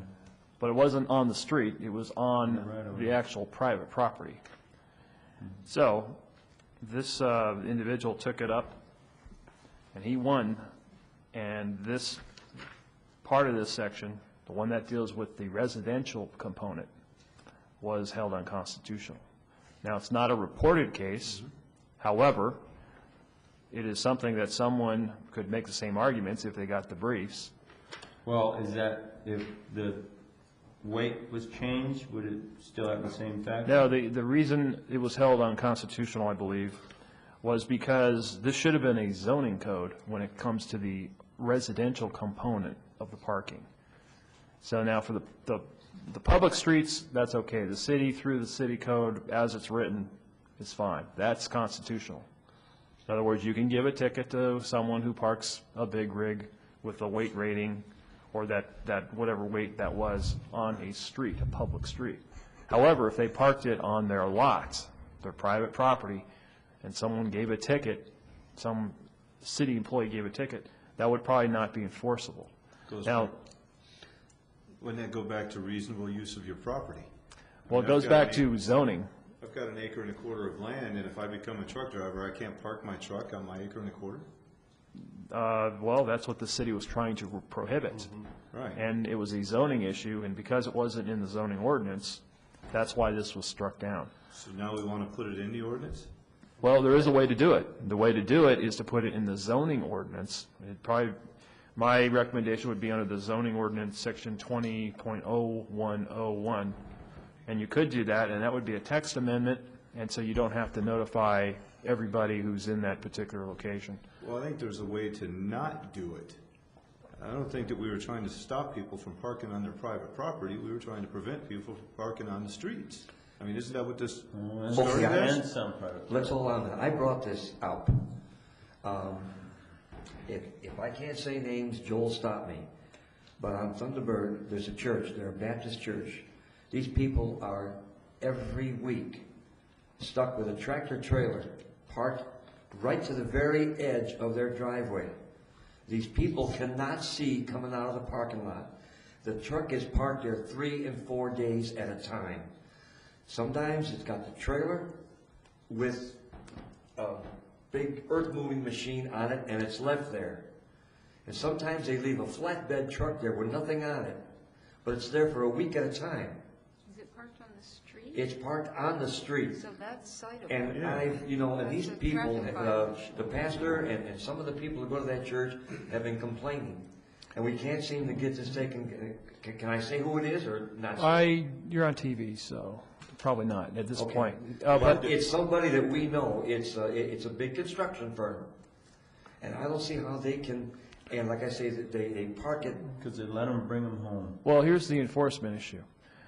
Someone complains, the police department gets the call. Chief Kelly would have to send someone out there to basically check out the situation. Is it parked so it endangers other vehicles, other driveways? If it isn't, then some officer would have to watch it for basically 48 hours, and they have to verify that it's been parked in the same location. Because there is another. If it's blocking traffic? If it's blocking traffic, that's a different story. They could be cited, a parking ticket could go on it. And if it's really blocking and creating a hazard, it could be towed, depending on the situation. Yeah, but it seems like we've got somebody parking on somebody else's area where it's not wanted. I mean, isn't that the issue? Well, if here? it's on the street, if it's on the street. I have seen these trucks parked there, and this Baptist church, they have musicals, they do things at night, and these trucks are parked there, and the parishioners of the church, when they leave the parking lot, they can't see cars coming down the street because of that big rig parked with that big machinery parked there. Then that would be an obstructing ticket, essentially. And like I say, and I've seen it, it's right there, they park it right up to the very edge of their driveway. That is a citable offense. Also, another possibility is to, there's a separate section that says it's deemed abandoned after 48 hours, being parked in the same location. But an officer would have to go out there, chalk it, however they check to make sure it's in the same location, and they'd have to testify in court, yes, Your Honor, I checked it 5 times over the last 2 days, and it was parked in the exact same location. And then the person could get a ticket, and that's how they'd have to fight it. But it's enforceable, but it takes a lot of resources to enforce. It is enforceable, however. That's if it's on the public street. It almost looks like that thing's parked on the church's property, though. It's on the church's property. Well, and then that's on private property, it shouldn't be there. If it's on private property, the private property owner could essentially ask someone to tow it away. And then sometimes, and like I say, I've seen it myself, they'll park the flatbed right in front of the church. They've got the driveway, then they'll park that other one. So they got a big rig parked there with some earth-moving machinery, and then the flatbed without a tractor parked on the other side of the driveway. They got one in front of the church and one just to the north of it. But it's on the street, right? On the street. Johnny? Yes. Excuse me, Mayor. I see Apache Junction as the big rigs parking city amongst cities. Nobody else has big rigs like we do. And if we need to change weight, I think we need to change weight. If we need to change that weight to go up and go to acre or acre and a quarter or more to allow it on those properties, I think we should. But I think we need to get them off the right-of-ways. And you go behind Diamond Shamrock some weekends and there's 5 to 7 big rigs because they just park in the field behind Diamond Shamrock because no one's going to do anything. Or they park on Southern on the right-of-way. So it looks like enforcement is one of the issues we have to address. The other issue is I would like to see us change our weight if necessary to where we can enforce it to private property, but only larger lots. Because I don't see how a big rig can park if it has a trailer on it on anything less than an acre, acre and a quarter lot.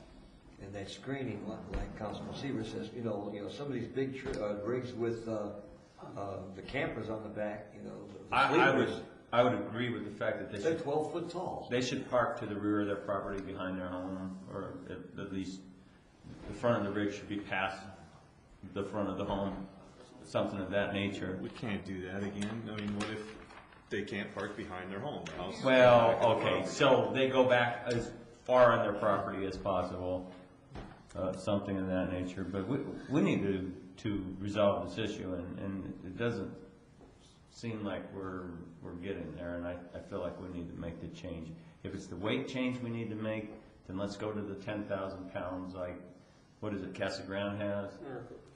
Yeah, Maricopa County. 10 years of working in Mesa, I do not remember seeing big rigs parked on residential property anywhere, even on the large lots. Those people that do live in the more metro areas, like people that can buy a delivery route for cold, they have to go park at a yard so they can plug in. So it can be done. If you want to have that kind of business, you would have to contract with a commercial yard. Unfortunately, we probably don't have a commercial yard. When we get our own industrial park on Ironwood, which we need, that would be a remedy for this, and all the commercial trucks could park in the. And until then, we do we enforce it until then? I mean, you know.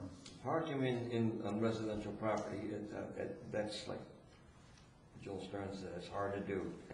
It's, before we do have an accident or problems, I'd sure like to see illegals in. So you want to get them up right away? I want to get them off the right of way. Yeah, I agree. I think they should be up right away. That's it. Private property, I think we need to address that. If we don't have a place for them, it's pretty hard to tell. I mean, we can say, move your trucks, and everything.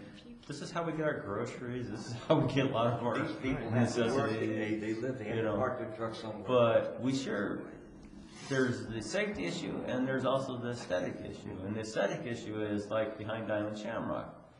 4 or 5 big rigs, because they just find a field and off they park. Thing is, those are the people that live here, Ari. I mean, usually, they're not driving out here and dropping off their truck in Apache Junction and driving back to Mesa. Yes, can I add Some that? do, don't they? Well, during property maintenance standards meetings, you had a citizen get up and tell you that they wanted to be able to keep their tractor, it wasn't theirs, it belonged to a family member who lived in Mesa, who was not allowed by their HOA to keep it there, so they were parking it in Apache Junction. Right. That's not the standard, though. I mean, Well, people that live here how do and we they come know? home. We haven't even checked. Mr. Mayor, Yes. there's another issue. PM10. Back in, well, it was 2000, I believe, I had a case in court, which I handled myself. It involved an individual who was a interstate truck driver, and he claimed that he had secret governmental cargo in his truck, so he had to keep the generator on all night. And he got cited for that. So there was a nuisance issue. There was a public nuisance issue. And he came up with this Coreview case, which I was not aware of. But that's why that got dismissed. However, Corview have an address on it? no, I don't know. I don't have that information with me. But essentially, there was the generator that was on all night long, upsetting all the neighbors. Yes. Noise issue. So that was a public nuisance issue also. And it could be prosecuted that way instead of the weight rating or any access issue. We already have rules that address the noise issue. Yes, we do. AJ City Code 10-2-25, I believe. So for now, we definitely are in the consensus probably that we want to enforce what we can enforce, obviously right-of-ways and such. You can enforce the People roadway. on other people's property. Or on their own. That you cannot enforce. Yeah, that's what he's saying, we can't enforce. We can't enforce, but we can enforce if they park on somebody else's property against their will. Well, the city, if it's on someone else's, Well, we recently, or council recently adopted the PM10 regulations that requires paved parking areas. Right. Does that impact at all the truck parking behind Diamond Shamrock? It's It's a dirt field. if it's a parking or maneuvering area, that could Well, they're be. turning it into a parking and maneuvering area. If that's how it's being used. Yes. So And it's, that- And the owner allows it to and be with used that way, with yes. the with the additional graffiti and everything else down Ironwood, by the time you get to the big rigs, it's like, forget going down on Ironwood, especially if you want to sell a house. Well, I think, yes, I'm sorry. It seems to me that we're talking more enforcement than we are actually changing things. A large part of it. We're looking at trying to keep, I mean, we have vehicles exceeding 10,000 pounds are prohibited from local and collector streets in residential areas, so they can't even be there. I mean, it's already there. They can't be anywhere in the right-of-way, correct? And the right-of-way, it seems to me, we need to work on some enforcement problems here Of the rules that we already have.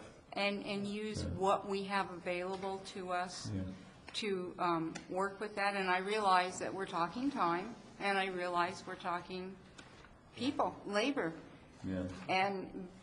But if we can work on that area, to me, it sounds like that's what most people seem to be saying up here. Yes. I totally agree. Could we do like a 6-month program, 9-month program, and start enforcement? Chief, you think that's doable? To start enforcement on this and kind of collect data and see how things go over a 6-month program, or? See, what do you think?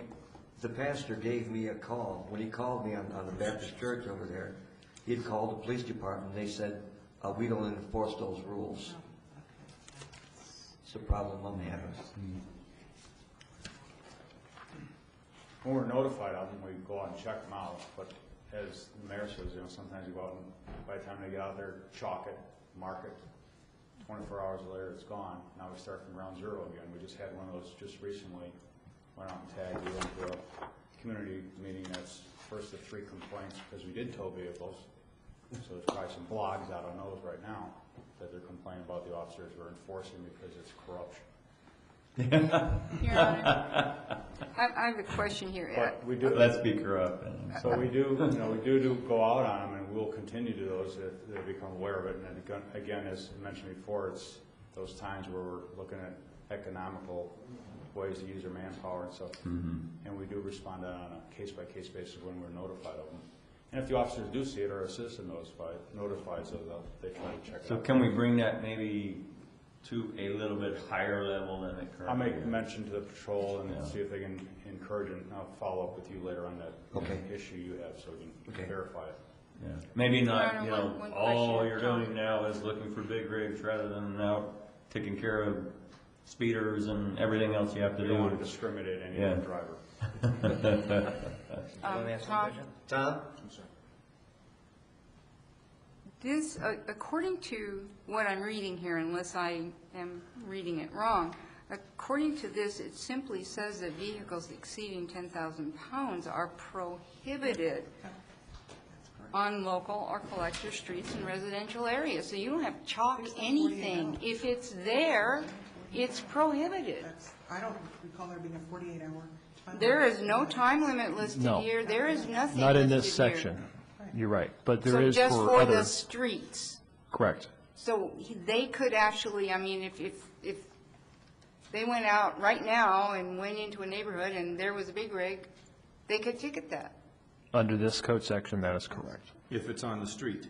That is correct. Then how did it get to the yard? Now, this We is haven't my even got to question. private How property did it get onto the private property if it didn't come down the street? Sorry, I know that's way too logical. But It's where it's being parked, though. So if it is being parked on the private I don't think it's property- illegal for it to be driving through, it's when it's. That's right. Yeah. okay, so let's do it. I mean, because you Ticket those have, puppies. you have a home that needs to have a gravel brought, well, how's that truck gonna get to that home? I think it, Right. it needs to be, parked. So, I agree, if it's over, if city code says over 10,000 pounds, and Yeah, then let's, if it's parked on the right let's- of way. let's sign it. And if that truck is there more than 48 hours, it can be towed. Yeah, but it could be cited immediately. Cited immediately. Yes. I think the citations would get the point across. I think as long as as long as people are under the impression that we're not going to enforce the laws that we have, They're never gonna that they're stop. going to continue to break those laws. Right. And the more that they continue to break those laws, the more people will be pouring in here and asking the council now to change those laws because they've Exactly. all broken them, and they're now upset because somebody cited them. Exactly. You know, and that, do we have and any it idea becomes what- a vicious, vicious circle. So we need to determine those things that we have on the books already Right. and enforce them. Do we have any idea what a first citation is? Amount? Just out of curiosity? For a civil amount, I am not sure. This isn't a case where they get. It's probably at least $100. Yeah, okay. So it's not something where they get this background and all that, like the old dog ordinance where they got a misdemeanor or something? It's a traffic citation. It's probably less than $100, but it's not a misdemeanor, correct? Okay. So. It's yeah, but I don't know what the bail schedule is. $100 or less probably. And For first time, yeah, but the judge is not here. I'm not sure how much it is. all right. Thanks, Tom. I'm all for enforcement. Your Honor, Yes, I have another question for Todd. for Todd. I don't think so. No, so it would be $2,500 a day, it could be, That's if it's a misdemeanor. Class 1 misdemeanor. I think it is, I think that section of the code is. Well, we could start with a warning the first time, say, hey, we're here, we're going to enforce this, Well, here's your warning, one know, that chance, one might chance be- only. And document. Actually, I could not prove a misdemeanor on a parking ticket because unless you saw the person drive the truck, park it, otherwise, just putting it on someone's truck that's impossible to prove who actually drove it That's our there. ordinance, though. That's what our ordinance. Well, no, I think these are civil. I believe these are civil violations. Could you check into that and come back and talk to us about it sometime? I'm pretty sure they are civil, but I can do Or that. send us a memo Yes, with nice. and I'll have a bail schedule to see how much it is for parking tickets. Okay. Thank you. Yeah, that'd be That works. Todd, the part that you didn't get to, the section 12.3.9 parking trucks, is this the proposed change? The last Okay, are you page? talking about there, beginning of the PowerPoint? No, the last page. the very last page. Let's see. In our book. Let's see. Oh, Keep going if you can. So we got what everybody else is doing. this is it right here, or is it? 12.3, yeah, 12.3.9. That's it right there, 12.3.9. That is the current code. That is the current code. That is the current code, yes. Okay, and the one that is in our book is the proposed changes to it. No, There's no proposed There's change. There's no proposed change in it. change. No proposed changes or anything like that. This doesn't state that. It's not the same. I'm wondering, what is this last page here? No person shall stand or park. I don't even have a last page. Oh, I do, there it is. I see that So I'm last trying to page. figure out, what is that? Well, it's just, it doesn't, it just looks. On a local that's in select- residential area. It's, 10,000 pounds. it's saying the same thing though, Joe. Yeah, it's saying the same thing. Hold on. Well, it states here that nobody, it says, a temporary stop for a reasonable period of time, no greater than an hour and a half by a vehicle owner who is stopping at his residence. So Well- it's illegal for somebody to bring their truck home and visit their family for more than an hour and a half? Is that our current code, or is this? That's current. That That's is This current is, code. this is current. This last page looks current to Well, I me. think what they're also might be talking about is they might be a mover Yeah. and unloading I think they went home for their lunch. vehicle, you know? A lot of people move, remember the old big rig mover? Well, It this- might be a mover, and What I I'm don't getting- think we're gonna enforce an hour and a half. What I'm getting to is that this is a perfect example of an ordinance that doesn't work, and it's probably, I mean, this whole thing came up because of people parking on the street and blocking view and parking on other people's property that don't want to park there. And that's what we wanna enforce. Well, then I'd like to see this whole thing about people on their own private property go away. Well, actually, we don't enforce the private property one. Then why do we even have it in our books? This was done in '94, and I informed the police department to stop enforcing that part of it in 1999. So we can get this out? You certainly can amend it, but I've already effectively, it's not being enforced for the private property Because portion of it. that case? Yes. Well, the problem And is it's constitutional issues. Well, I remember There's a lot of why things it's that are in the there. code that are, that need to be cleaned up. And that is coming forward, a new code for other things, so we're working on that. That's thousands of pages. Through zoning? No, separate procedure. There's, one of the things on your work plan is the new city code, and Joel and I are working on that. In issues like this, where a minor part of a section should be pulled, that's what we're doing now. We're doing that analysis. Unenforceable areas and Or so something forth. that there's been subsequent law that's deemed what we have on the books is unconstitutional or questionable. But let me throw something in, and Todd or Brad, I think this section 12.39 is supposed to be read in conjunction with the parking and loading portion of the zoning ordinance, is that correct? It's in a separate code unit. It's in the city code, of course, Right. but in a way The land it development relates. code. And doesn't it talk about when a moving truck has to go to somebody's house and how long they can park in a particular area to unload or load or something like that? See, that's the way I read this. To me, I imagined a moving truck when they had a time frame of an hour and a half, and it might take 5 hours to unload a big moving. See on here, it But I don't think you're gonna has to do with find somebody going to their own home and visiting. That's Yeah. here. But there's another lunch. portion under the land development code that talks about deliveries Oh, okay. and the gravel truck or a moving truck Okay. or A cement truck that's pouring All cement right, in well, the they can do backyard. work, and we want them to be able to do their work. Pools. But I think that what we've gathered, what I'm hearing us say is, let's enforce the basic as far as the right-of-way and The safety issues. the 10,000-pound vehicles on any local or collector streets in residential zones, which includes right-of-ways, correct? Yes. Sounds correct. Now, we do want to find out what that first ticket is, though, because if it's $2,500, I don't think we want to do that. We either No, want to I come don't up with think a it is. warning, or we want to know that it's $100 or less the first offense. I'm pretty sure they are civil traffic violations or civil petty offenses, and they're not misdemeanors, because we could never prove a misdemeanor, because If we don't could have a person. Find that out, like Ms. Barker said, maybe through just Yes, mail or something. yes. And then if somebody wants to bring it back up, we will. But I think that's what I agree with. Let's enforce what we have, and we don't have to go to the private property necessarily. But it sounds like we have more of a problem outside of private property. Outside of, okay. Yeah. For now. Thanks, Todd. That's it. Thanks. You're welcome. Thank you very much. You didn't mention it all. See, we took it off your shoulders and put it on Joel's. Well, and Tom's. And Tom's. Just Give me more cops. trade it off there. So just to confirm, you don't expect us to come back for direction to city? No.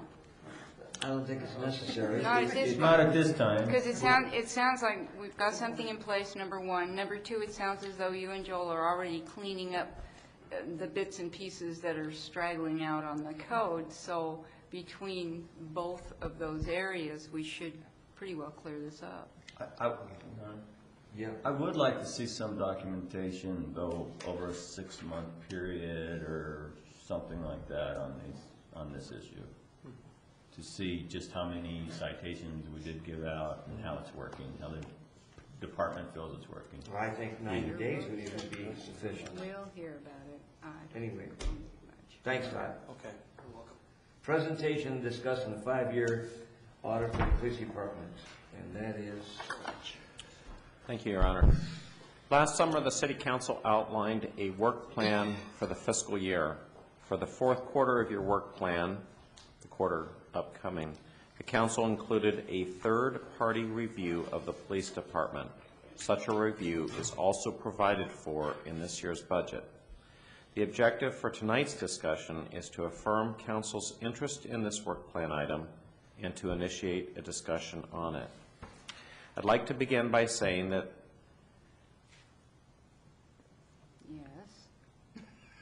I'm with prepared notes when you leave I'm on the end of word my out. seat. I'd like to begin by saying that it has been and remains my encouragement that we have a third-party review of our municipal operations associated with public safety. I recommended the review 5 years ago. resulting in the Baraka report, and I am on record as encouraging a review every 5 years, regardless of the circumstances of the moment. I encourage this for several reasons. First, public safety is of vital importance to the community. Second, it represents the largest allocation of resources by department in your general fund budget. And third, the issues PD deals with are often difficult and represent one of the major challenges for any municipality. I'd like it to be very clear that this has nothing to do with the last police administration. Indeed, when the last chief was brand new, I conveyed to him my interest in a 5-year review. My intent at this time would be to encourage another in 2013, again, regardless of particular issues or leadership at that time. The scope of work in the RFP, the request for proposals in 2003, included 19 different items. Some general items that could likely be addressed again include the identification of any policies, practices, or procedures that do not comply with professional police standards, an assessment of communication within the department, between PD and city departments, and between PD and the community, opportunities for improvement for city-provided support service relationships, such as HR or finance, for example, identification of any state-of-the-art programs, technology, and/or methods which can be employed to increase efficiency and effectiveness, an evaluation of the degree to which PD's goals, objectives, and operations relate to the expectations of the mayor and city council and the public, and a projection of future workloads and service demands and staffing levels. Again, these are just a half dozen things that might be applicable for an upcoming review. You had 19 in 2003. If you would like to proceed, I would suggest that an early step include review of the 19 items from last time and consideration of which items should be addressed this time. I have had communication with upper management in the State Department of Public Safety. DPS has indicated they would be willing to review our draft request for proposal. If we move ahead, I would encourage that we take them up on that offer. What I'd like to do now is to affirm that you're interested in proceeding, and if you are, I'd like to recommend that at your next work session we begin to sketch out what that scope of work might look like. And that concludes my comments, Your Honor. Yeah. Yes. Somebody else? No. What estimated cost on this? Do we know? The budgeted amount is $75,000. The Baraka report from last time was, I believe, about $78,650. Does that include, like, employees' time as they're being interviewed and that, or is that just a report to the company? That was the check amount written to the consultant. Okay. The organizational expense is considerably higher. The context for that expense, though, is an allocation, I think, of over almost $37 million that you budgeted for police department in the last 5 years. So the review is a considerable expense. The allocation for public safety over the last 5 years is clearly a very considerable expense. I just happened to see where Phoenix took a step on officers and pay plans and that. Whoa. Great. Yeah, I think Chief Walp even wanted, I think, to get this audit done, and I think we need to see where we're at, where we've been, where we're going. I'm not for it. Yeah, definitely, I think we should go forward, bring it on the work session for next one. Anybody else? Anything going on? No. I concur with Councilmember Dietz. I think an audit of any area that public funds are being used is a necessity. I think that we have an obligation to the public to know what their money's being used for. So I believe this is a good move, and it certainly isn't meant to create a problem. It's meant to solve problems. And I think it's an excellent move. And it's already budgeted. We agreed to do this earlier, and I think that we're not asking for new monies at this point, so that helps. Mr. Mayor, I'm going to throw my 2 cents in here as well. I agree that this is something that we should be doing. Yeah, I had some ideas, but they really don't make sense until we see where we are. Can I change the subject and see, how long is the process to pick a chief? How is that? Just to let people know how that's going. When will that? That's off the agenda if you're talking about picking a chief. If you want to say, how do you pick a consultant for this, that it would be on the agenda. But I think he's asking about the administration of this process vis-a-vis a chief selection, and which might happen first. And if that were the question, then Oh, you're good. I'm sorry, I lost that. Precisely my question. yes, No, I thought that. it goes hand in hand with this audit, Mr. City Attorney. So You mean picking a chief goes hand in hand with this? Well, only because I'm sure he is wondering if the new chief will actually be on board to help with this audit. Was that not what you were wondering? Yes, it is. Yes, which is audit related. The council and I understand each other. Yes. Yeah, I guess so.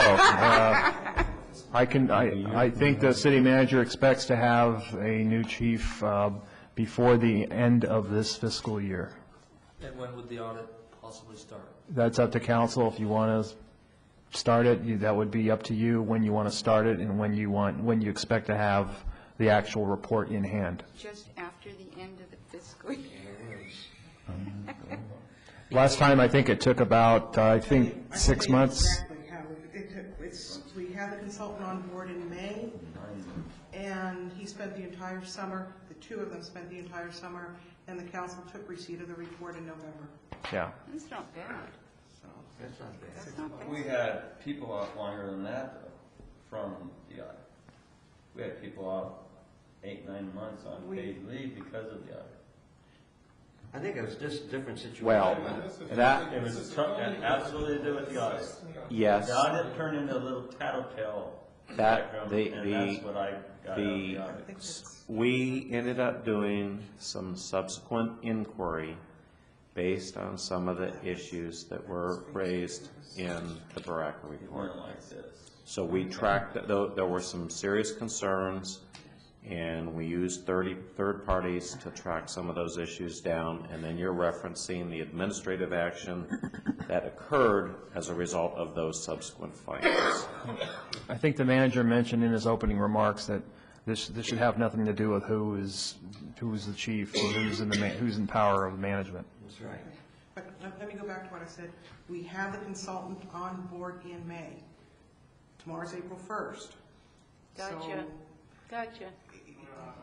If you're not even going to be looking at the context until April 15th, you're starting to already butt up against what we did previously. It depends on the scope, too. Can we get the same company to do it again? Would that not be a good idea, or what? I think that I would envision a process where we find out what the scope of work is that council's desirous of. We communicate with DPS and get such insight and perspective as they might offer. We issue a request for proposal. We get those proposals in.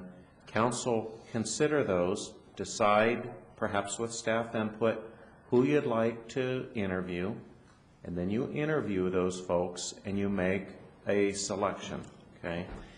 I think one of the things you should think about, I think one of the benefits of an audit is to provide an outside perspective of your operation.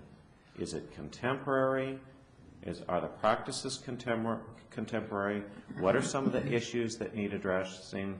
I think there's some benefits to using the same individual, but I think there are also some benefits to having a fresh perspective. Personally, I wouldn't prejudge that. I'd wait to see who applies and who expresses interest. And what you, as you embark on this, I think your thought about what the needs are and what your expectations are will evolve. And you can make a match-up decision, you know, in 60 days or 90 days. It's still open to public bidding, however, and you can't exclude the first firm just because you don't want them. It'd be subject to public bidding as long as they respond to the scope of work. Yeah, last time we had several respond that didn't meet the qualifications. That's right. Perhaps they didn't meet the amount of time in business, or perhaps they had never done a police audit before, they had only done financial audits. Council wound up interviewing two firms. And DPS has suggested that if we have some niche needs in a review, that they might be willing to assist the third-party reviewer in doing that. And we can talk about that later.